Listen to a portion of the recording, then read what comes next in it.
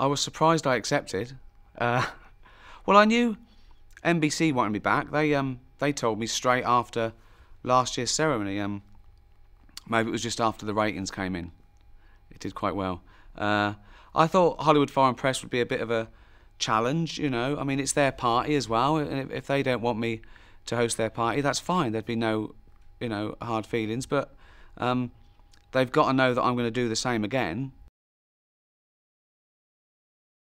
I hosted the Golden Globes for the first time because, well, one, you know, it's a huge world audience. It's, you know, an amazing opportunity to end your career in one fell swoop.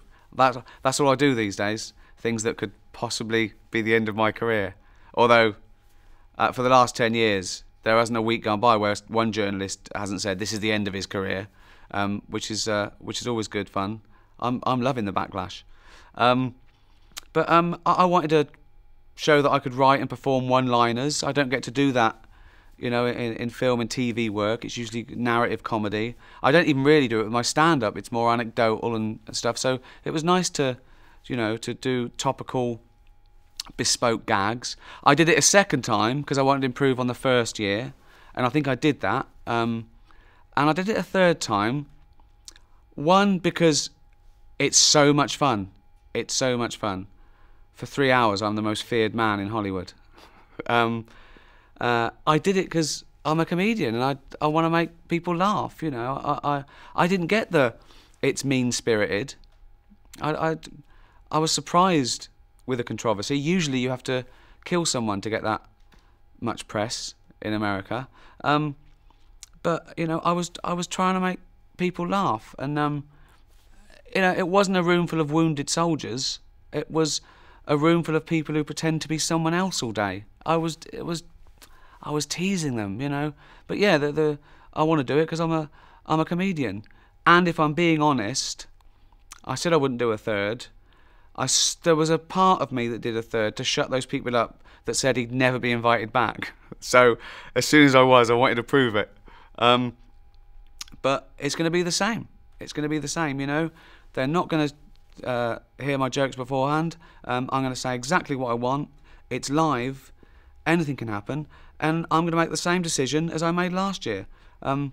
Do I pander to the 200 privileged millionaires in the room, or do I do it for the people watching at home? There's no contest. It's that one.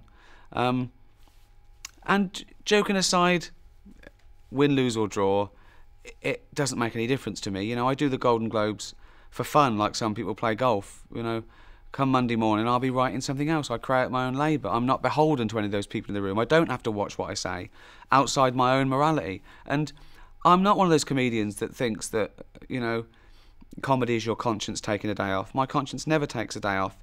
What did I say that was that bad, you know? And everything I said was sort of true. So I think that's important for a comedian. So I'm going to be as funny as I can. I'm not going to go out to shock or annoy or be controversial. I never try and offend. That's too easy.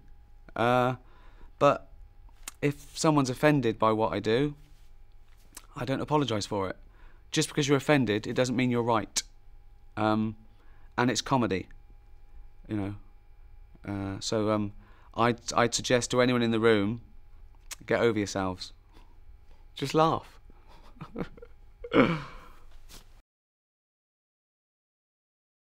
I'm often asked if there's anything you shouldn't joke about, and the answer is no. There's no subject out of bounds for comedy. There's nothing you shouldn't joke about, but it depends what the joke is.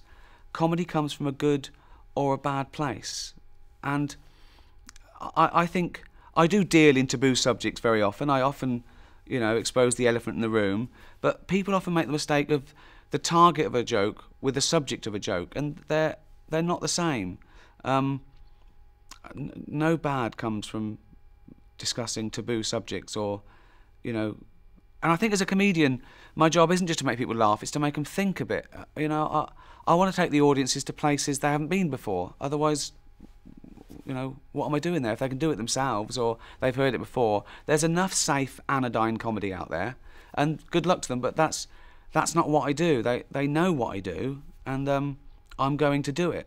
Having said that, this is network television at prime time.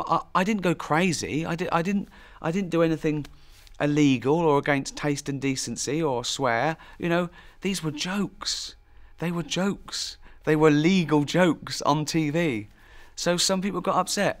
Someone is going to be offended by everything you say. Someone somewhere in the world will find what you say offensive. So what? Who cares? Okay?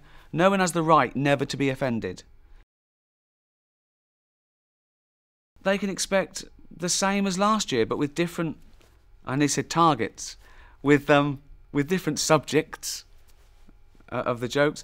The same, but with different jokes. You know, it's topical. Something else is going to happen between now and then. It's different films. It's different stars. But the tone's going to be the same. You're going to get me. Yeah,